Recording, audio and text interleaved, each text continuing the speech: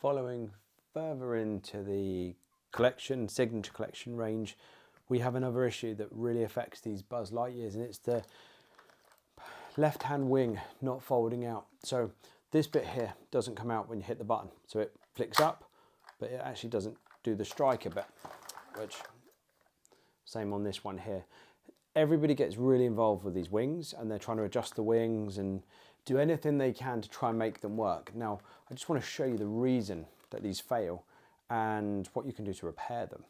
So this unit here is 100% and working as it should be, and you can see they both spring out both sides.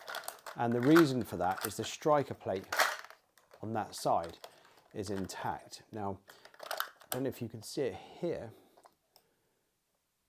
There's a little piece of plastic there, which I can show you better here, is complete on this pack. Now, they break on every other one of these packs that I get in, and you can sort of see them here, and it just chips the corner off. You've got to remember these are aging now. So same as this one here, if I pull this one off, you can see the corner's gone just there. There's nothing you can do about that, apart from to rebulk it back up with something. Now, I've seen a couple of different fixes over the years. Now, none of them are going to actually be good enough for a collector, but I've seen people glue like a biro lid back on there just to give it something for the striker plate here to hit against. That's what actually releases that wing when it comes up and it hits on there. So unless there's anything there to make contact, this is the revised backpack. So you can sort of see that they've reinforced it slightly different. So it hasn't got that center prong.